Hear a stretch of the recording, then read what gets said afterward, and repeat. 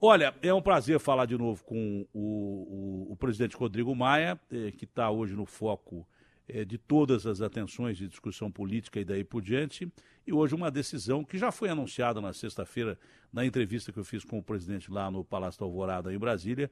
O presidente, a primeira coisa que falou foi da criação do Ministério de Segurança Pública. Ele dizia, olha, segunda-feira eu vou anunciar o novo Ministério de Segurança Pública. E o pessoal deu como notícia nova ontem, mas foi dada sexta-feira essa notícia para a gente ter entrevista lá. Bom dia, presidente Rodrigo Maia. O senhor concorda com a criação do novo Ministério de Segurança Pública? Acha que vai resolver alguma coisa? Acha que o governo tem dinheiro para isso, tem verba para isso? Eu perguntei isso tudo para o presidente da República, disse que não ia criar imposto para a segurança pública. Vamos esperar para ver. Pois não, presidente, bom dia. Bom dia. Eu tenho sempre defendeu a criação de um ministério que garantisse ou a criação ou a reformulação do Ministério da Justiça, da forma que seja, mas para que a gente possa, de fato, ter, enfim, uma articulação do governo federal com os estados na articulação da política de combate ao crime no Brasil. Acho que é uma decisão correta. Acredito que, somado a isso, a alguns projetos que nós vamos votar, principalmente a criação do Sistema Integrado de Segurança Pública, que alguns deputados estão terminando de estudar, para que a gente possa votar nas próximas semanas. Eu acho que ele ajuda na criação do Ministério nessa articulação, e é óbvio, Tatiana, que a gente sabe muito bem que tem um problema grave de gestão na área de segurança, né? Tem certamente problemas de corrupção na polícia no Rio, na maioria dos estados brasileiros. Isso certamente também tem, né? Como também tem na política, tem em outras áreas, né? Mas tem um problema hoje nos estados, que é o maior problema, que é cada vez maior a falta de capacidade dos estados em investimentos. E da União também, né? A gente sabe disso. Então, quando a gente fala nessa articulação, eu acho que só a articulação do governo federal, essa decisão que eu acredito que seja corajosa do presidente da República, que nenhum outro presidente quis assumir a responsabilidade da segurança. Porque todos preferem interpretar o artigo 144, quando fala de Estado, que é o Estado federado, mas, na nossa opinião, não é, né? É o Estado como um todo, não é isso? E essa forma de interpretar a Constituição desde o presidente Fernando Henrique, que acaba, no meu ponto de vista, tendo sido uma omissão dele, do presidente Lula e da presidente Dilma, eu acho que não acontece agora. Então, acho que é uma decisão corajosa, até porque nós vivemos um momento onde há uma restrição orçamentária muito grande. Mas só a criação, se ela de fato tiver essa preocupação de organizar essa articulação entre os entes da federação, a possibilidade de trabalharmos juntos com a inteligência do governo federal, né, da área de segurança da polícia, ajudando os estados, a tecnologia que o governo federal consiga trazer para o Brasil, que possa também ser compartilhada, a condição de criar estruturas integradas nos estados também deve gerar sinergia e uma maior articulação e colaboração e efetividade nas decisões de segurança. Tudo isso já é um grande avanço e, como eu disse, nenhum governo teve coragem. A gente tem que parabenizar o presidente pela coragem que teve de trazer para o governo federal um tema que é tão difícil, tão complexo e que hoje está quase fora de controle, já que o Rio de Janeiro é um exemplo disso, mas, sem dúvida nenhuma, a questão do financiamento, ela precisa ser discutida, né? Claro, sem nenhuma chance de criar novos impostos, isso não existe, né? O presidente até pensou nisso numa reunião que teve lá no Rio de Janeiro. Eu até disse até que do ponto de vista constitucional já era impossível, então até por isso já está descartada, graças a Deus, ninguém aguenta mais pagar imposto no Brasil, mas acho que a gente vai ter que dar uma reorganizada nas despesas que existem, porque, por exemplo, no Rio de Janeiro, Datena, nós sabemos que a Polícia do Rio está sucateada, não é isso? Nós sabemos que não tem mais viaturas não tem mais manutenção, não tendo manutenção, como de 20% a 30% vai para a garagem todo mês, sem manutenção, de contrato de manutenção há mais de um ano, significa que você deve ter um sistema todo degradado nessa área e tantas outras, certamente equipamentos, né, o armamento da polícia, toda a estrutura, a parte de tecnologia, o que a tecnologia pode ajudar, certamente já está tudo sucateado. Então, sem dúvida nenhuma, sem investimentos, sem novos recursos para reestruturar não apenas a Polícia do Rio, mas a Polícia de todos os estados, vai ser muito difícil avançar muito. Mas eu acho que esse primeiro passo já é um passo gigante em relação à omissão que tivemos no passado. Olha, o senhor confirma então que o presidente Temer chegou a pensar no imposto para a área de segurança, o senhor bateu o pé. Agora, não, eu bati o pé não, ele fez uma pergunta assim, as pessoas às vezes interpretam o que a gente fala de forma assim, ele fez, você não quis, não foi isso. Ele falou, o que você acha dessa ideia? Alguém deve ter pensado com ele isso. Eu falei, presidente, até do ponto de vista constitucional, pela intervenção é impossível. Então vamos trabalhar com o que a gente tem. E ele, na mesma hora, entendeu e compreendeu e apoiou. Eu não trato, às vezes, as coisas que eu falo como uma coisa para dizer ele quis aumentar imposto e eu não. Ele apenas pensou uma hipótese que alguém, certamente, da área de segurança, que os governadores, toda vez que vêm aqui tratar de segurança, a única coisa que eles pedem é recursos, né? Então, certamente, ele deve ter recebido uma pressão, perguntou para mim e eu disse, presidente, até pela intervenção é impossível.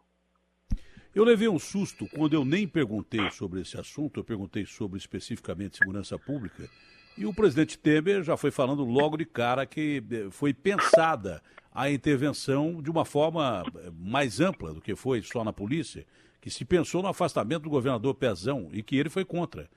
Eu perguntei quem é que tinha sugerido, quem estava presente, fez questão de dizer que os militares, não foram os militares quem fizeram essa proposta, que eles mais ouviram do que falaram, não é verdade?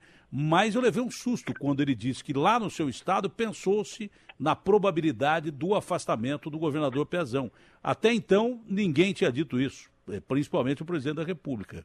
Como é que o senhor recebeu essa colocação? Olha, Datena, a minha opinião é que você falar isso depois de não ter tomado dessa decisão, eu acho que é um erro, porque você acaba gerando mais insegurança ainda em relação a um governo hoje que está muito fragilizado, né? Que é o do governador Pezão. Eu, de fato, participei de uma reunião quinta-noite, onde me foi informado que haveria a intervenção, me foi pedida a opinião, eu disse que a decisão já estava tomada, inclusive o governador estava presente apoiando, eu disse que na situação que o Rio estava, inclusive com a concordância do governador, de fato, esse era o caminho nesse momento, mas eu participei dessa reunião sobre esse assunto, em nenhum momento trataram comigo sobre a possibilidade de ampliar isso, então eu de fato não tenho opinião. Mas eu acho que nesse momento, já que a decisão foi restrita à segurança, se a gente for ficar tratando que havia uma possibilidade assim, um apoio para se ampliar, a gente vai gerar uma insegurança em cima do início de operação do interventor baseado apenas na segurança. A gente sabe que tem parte da sociedade que tentou, nas primeiras horas pós a intervenção, trabalhar com essa hipótese que você colocou.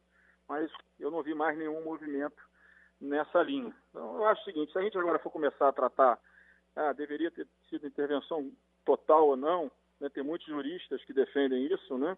Eu acho que a gente vai gerar mais insegurança ainda em relação a um ambiente que já não está fácil. Essa entrevista está sendo retransmitida pelo site UOL para o mundo inteiro e também pelo portal da Band, além da Rádio Bandeirantes, é claro.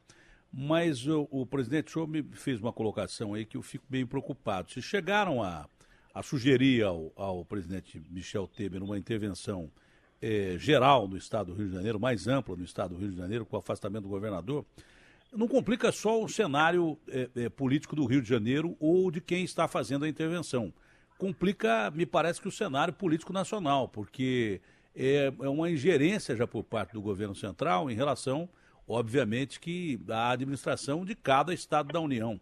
Se pensou-se nessa possibilidade, a questão é mais ampla do que a gente está discutindo aqui, não? Não, porque tem, assim, eu quero dizer assim, eu não conversei com o presidente Michel sobre isso, mas eu estou pensando em tese que eu ouvi de algumas pessoas que entendem da área, alguns juristas muito importantes, que eles acham que a intervenção parcial tem um problema, que é exatamente você não ter sob seu comando a gestão de recursos humanos e de recursos financeiros, não é isso?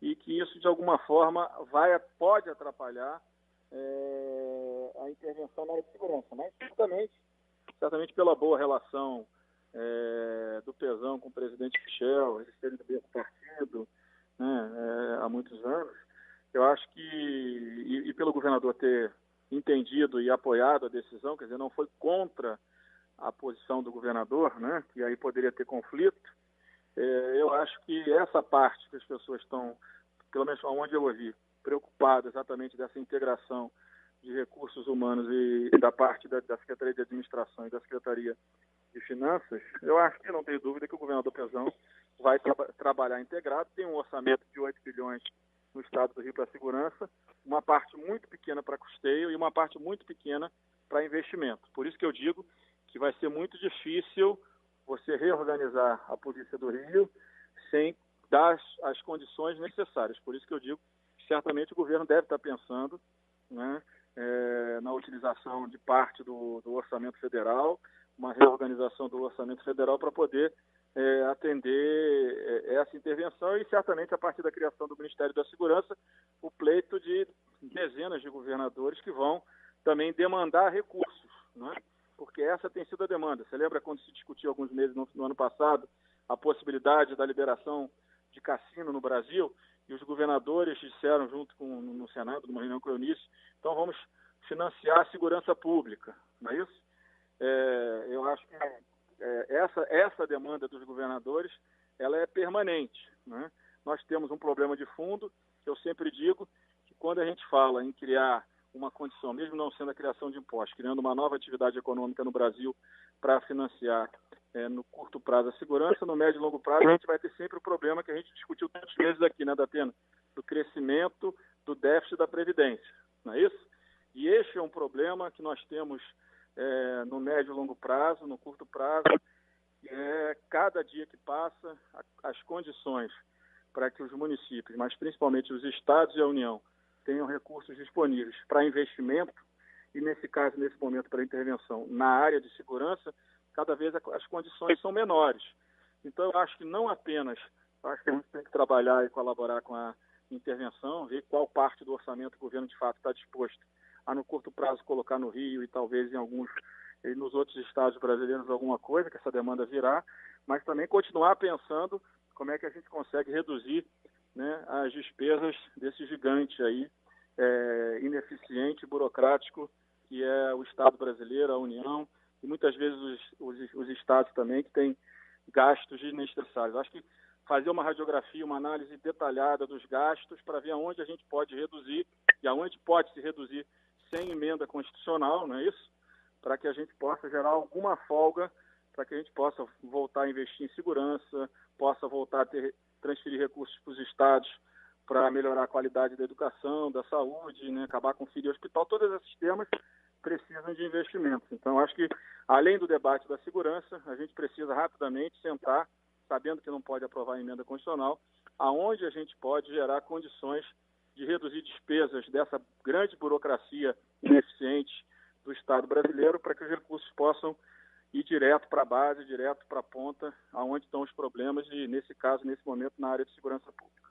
Sem reforma de Previdência, tem a nova pauta econômica do governo para compensar essa retirada aí da reforma da Previdência.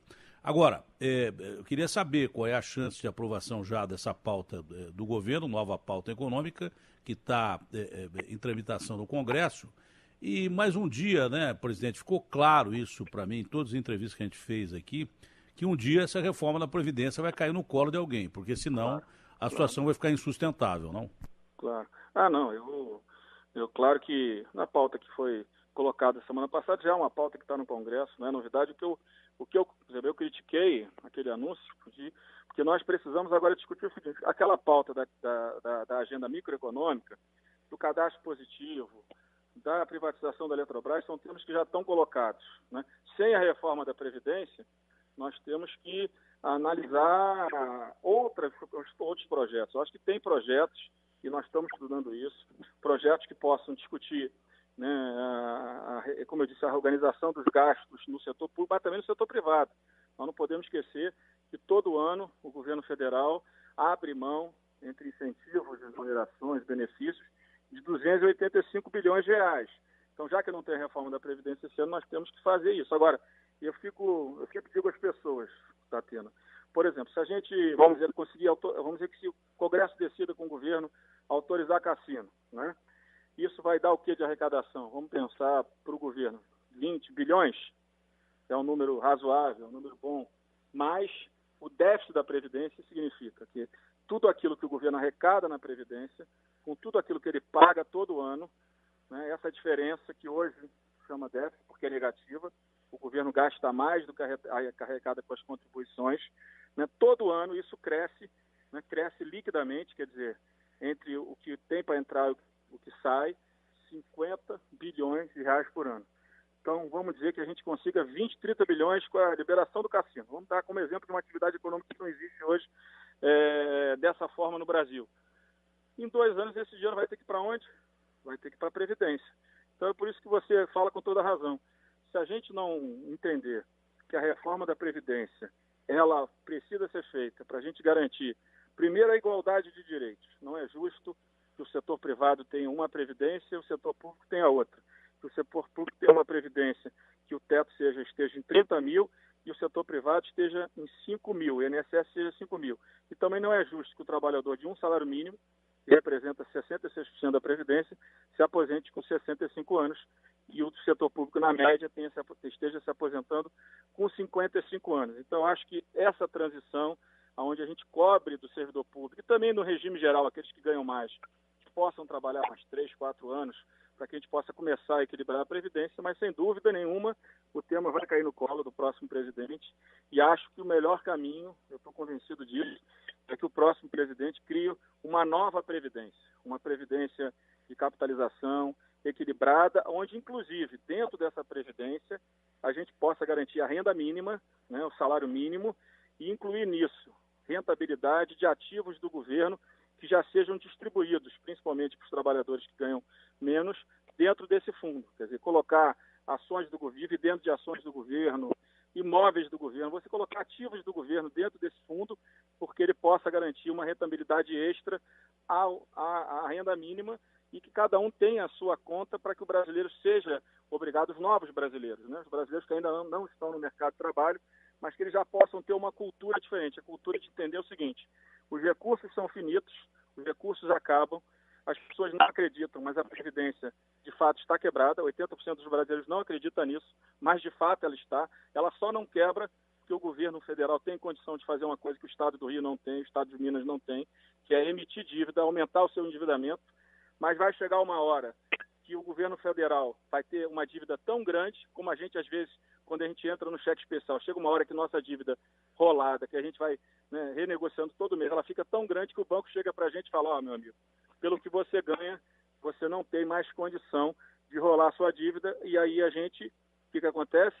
Né, quebra. Então a União é a mesma coisa, vai chegar uma hora que o governo federal vai aumentar tanto a sua dívida, vai ter toda uma dívida crescendo do tamanho das riquezas do Brasil, do PIB, e vai chegar uma hora que os bancos que financiam a dívida do Brasil vão dizer: amigo, agora não dá mais, porque passou a ser um risco muito grande, né, financiar a dívida. Então, mas o governo hoje tem essas condições, tem a condição de emitir títulos para financiar a dívida. Com isso, ele consegue pagar as aposentadorias, mas de fato está quebrado. Então, acho que a primeira coisa é que tem que separar o sistema. Acho que esse sistema atual é um sistema falido, né, que não vai gerar tranquilidade para o aposentado e nem para aqueles que querem investir para gerar emprego no Brasil, mas acho que esse debate vai ter que ser feito na eleição, e o mais importante para esse sistema que existe é a gente garantir igualdade. O trabalhador que ganha um salário mínimo se aposenta com 65 anos. O que ganha no teto do INSS, principalmente o que ganha no teto do serviço público, ele precisa caminhar também para se aposentar com 65 anos. Olha, pela sua agenda e gentileza, eu vou ser rápido, né? Mesmo porque o senhor está com a agenda apertada, mas pelo que eu estou sentindo, o jogo está próximo de ser liberado no Brasil, ou não? Eu acho que tem muita chance, se a gente for na linha do cassino, as estruturas de hotéis cassinos, como nos Estados Unidos, onde o jogo representa no máximo 8% daquela estrutura. Então, uma estrutura dentro da estrutura de turismo, né, para que a gente possa atrair turismo. Quer dizer, o turista no Brasil, o turista estrangeiro no Brasil é pífio, né? O Brasil não atrai turista, né? São apenas 7 milhões por ano, né? E junto com isso também a regulamentação dos jogos pela internet, que hoje as pessoas jogam né, e estão dando recursos lá para outros países, porque o Brasil não regulamentou essa questão, estamos perdendo recursos. Eu acho que regulamentar essas duas áreas, quer dizer, o hotel-cassino, onde o cassino represente apenas 8%, como é nos Estados Unidos, dentro da estrutura de turismo no Brasil, para que a gente possa ter mais um instrumento para atrair turistas. É claro que resolver a segurança vem na frente disso, óbvio, né? E somado a isso também, acho que a regulamentação dos jogos pela internet, que como é proibido, e hoje como ninguém comanda, né, as relações via internet, as pessoas estão jogando, né, esses jogos fora do Brasil, quer dizer, as pessoas jogam e a renda vai para fora do Brasil. Esses dois eu acho que estão pacificados. É claro que vai ter gente defendendo a volta do bingo, vai ter gente defendendo outros jogos que existem, ilegais que existem no Brasil para regulamentar, mas eu acho que esses dois, eu acho que tem algum consenso e acho que a gente poderia avançar no Brasil. Para encerrar, mais que pela importância do seu cargo e pela lealdade que o senhor teve para com ele, cada vez mais o presidente Temer tem se aconselhado com o senhor. Ele disse taxativamente que não será candidato à reeleição. Eu perguntei repetidas vezes, ele garantiu que não será candidato à reeleição. Mas nós estamos muito próximos das eleições de novembro agora. Estamos chegando cada vez mais perto. O senhor é potencialmente um dos candidatos aí em que mais se fala e que mais tem participado de decisões importantes da política nacional. O senhor, eu senti que há um carinho especial do presidente Temer para com o senhor, mais até do que qualquer outro candidato do partido dele. Existe uma possibilidade realmente que o senhor saia candidato, com apoio, inclusive, de um governo que pode dar certo nessa questão de segurança pública, que, aliás, o senhor vem tratando disso, não é de hoje, há muito tempo o senhor vem tratando disso. Essa comissão de segurança, eu acho que ela está sendo relegada a um segundo plano. Ela é super importante, o senhor vem mantendo conversas diárias com o ministro Alexandre e notáveis dessa comissão, e daí pode sair coisa boa, as pessoas quase não falam dessa comissão. Enfim, esse quadro todo lhe leva a uma candidatura natural, com apoio talvez até de um governo que dê certo? Olha, Datena, eu sou muito transparente naquilo que eu defendo. O que eu tenho dito é que acho que tem que o ciclo que vem desde a redemocratização, mas principalmente o ciclo que vem desde a polarização PT-PSDB, ele está se encerrando no governo do presidente Michel Temer. É o que eu acredito, entendeu? Eu acho que a sociedade está procurando alguém que não tenha, vamos dizer assim, feito parte desse ciclo que vem, né, lastreado pela luta pela redemocratização no Brasil, né? Foi assim com o Fernando Henrique, foi assim com Lula, foi assim com a Dilma, e claro, o presidente Temer é da mesma geração. Eu acho que a sociedade agora está procurando quem vai liderar o novo ciclo, né? Uma política nova, né, com a coragem de enfrentar, mesmo estando na política, de entender que a sociedade não aceita mais alguns excessos do setor público, dos três poderes, que a sociedade quer um Estado simples, um Estado eficiente, a sociedade quer um Estado que seja menos burocrático, mas ela quer principalmente alguém que lidere e acredite na viabilidade do Brasil, que acredite que o Brasil é viável. Mas acreditar na viabilidade do Brasil é, nessa nova política, ser menos um político que joga sem falar aquilo que acredita de forma completa, que acha que algum tema pode ser mais desgastante ao outro, mas eu acho que a gente tem que participar de um processo, e eu me coloco não como candidato, mas como uma pessoa que quer participar disso. Posso ser, sim, uma alternativa, mas tem outros nomes que também, mas eu quero participar de um processo que compreenda isso. Nós estamos na política, mas nossa geração, essa geração que está começando a assumir alguns cargos importantes no Brasil, eu acho que ela precisa ter uma oportunidade, porque acho que a sociedade está vendo essa revolução tecnológica, essa transformação tecnológica, e o Brasil precisa estar inserido nisso. O Brasil precisa entender que o Estado é burocrático, é gigante, gasta demais, e o que a gente precisa fazer é que esse projeto seja um projeto que reorganize o Estado, né, reorganize práticas que eram consideradas legítimas no passado, por isso que muitas vezes as pessoas reclamam, mas que hoje a sociedade não aceita mais. É por isso que está dando todo esse debate em relação ao auxílio moradia, e eu disse outro dia numa reunião, algumas funções precisam de fato, quando a pessoa sai da sua base, vai lá Cruzeiro do Sul, né, comandar, ser juiz lá por algum período, ele precisa de algum auxílio, mas a gente precisa entender que a sociedade cada vez mais questiona esses gastos. Se a gente não tiver uma boa justificativa para esses gastos, a gente vai ter cada vez mais a sociedade contra. Então, acho que o que eu quero representar e participar mais do que representar é de um projeto que compreenda um novo ciclo, e nesse novo ciclo nós temos uma democracia representativa que está sendo questionada, que precisa se reorganizar na sua relação com a sociedade cada vez mais, que a sociedade agora tem mais instrumentos para cobrar. A gente precisa de um Estado que sirva menos à burocracia, que sirva mais à sociedade, e a gente precisa ter foco objetivo naquilo que a sociedade espera da política, né? A política não precisa estar em todos os ambientes econômicos, muito pelo contrário. O governo precisa ser um órgão forte de regulação, mas precisa compreender, se a gente não tiver condições de investimentos claros em infraestrutura, somado à melhoria muito forte na educação, na saúde e na segurança, e acho que a educação, né, ter a coragem de dizer que os professores precisam ser valorizados e a condição de trabalho na escola. Eu fiz uma reunião sábado para encerrar, Datena, lá no Rio, quando eu criei o observatório, com 40 secretários municipais de educação, né? E o grande debate é como é que a gente faz a escola voltar a ser atrativa para as nossas crianças. Esse é o grande desafio, e como é que a gente melhora e dá condições de trabalho para os nossos professores. Eu acho que é isso que a sociedade espera desse novo círculo, da qual eu quero fazer parte, e no governo do presidente Michel tem muitas coisas positivas que ele fez. Acho que está se defendendo mal isso eu tenho dito sempre. Eu acho que o governo não fez uma linha de corte quando assumiu o governo que ele assumiu quebrado, com 14% de desempregados, com inflação de alimentos em 20%, com a taxa de juros chegando a 20%. Ele não fez esse corte para lembrar o brasileiro hoje, que está só se lembrando do Lula, que primeiro o Lula fez parte desse processo com a Dilma, não é isso? E que o que se recebeu em 2016 foi um governo quebrado, com o desemprego crescendo, né, com a taxa de juros crescendo e com a esperança do brasileiro no chão. E hoje o brasileiro, eu fiz pesquisa, está esperando, tem uma expectativa muito positiva em relação aos próximos anos. Por quê? Porque nós já começamos a sair do fundo do poço que foi deixado pelo governo da presidente Dilma. E acho que isso falta ao governo.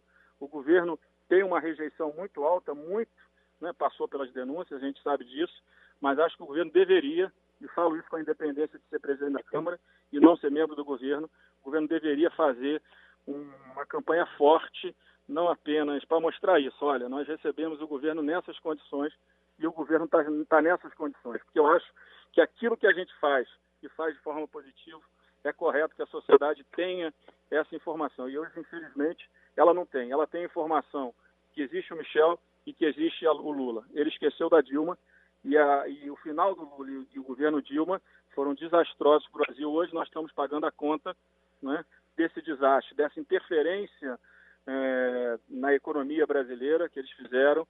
Né? A gente pode lembrar aqui a Sete Brasil e tantas empresas que eles criaram, os campeões nacionais.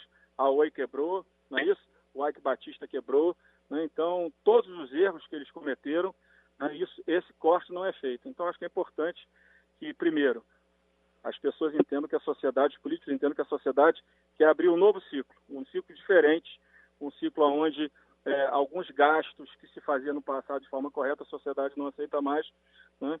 Uma política focada nas áreas principais, na melhoria principalmente da educação.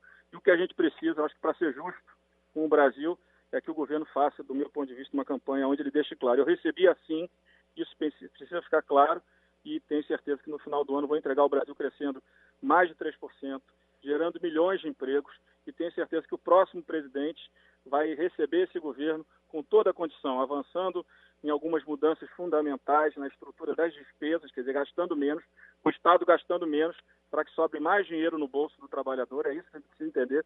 O trabalhador precisa entender o seguinte: quanto mais o governo gastar, menos dinheiro tem no nosso bolso, porque é do nosso salário, da nossa renda, que o governo vive. Então, quanto mais ele gastar, menos a gente vai ter. E tenho certeza que o próximo ciclo vai ser um ciclo aí onde essa questão vai ser fundamental. Um governo mais regulador, mais dinheiro no bolso do trabalhador, mais geração de emprego e foco nas políticas sociais principais, que são essas que estão colocadas, não são novidades para ninguém, mas são muito vocalizadas e pouco executadas.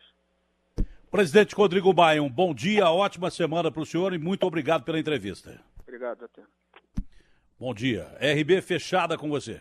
90 minutos na Bandeirantes. Tem o apoio de Mega Adega Canguru, a maior loja de vinhos e bebidas de São Paulo. Olha, bom dia, muito obrigado, uma ótima semana. Vem aí a melhor equipe de esportes do rádio brasileiro com o comando do Capriotti. Aqui é a Rádio Bandeirantes.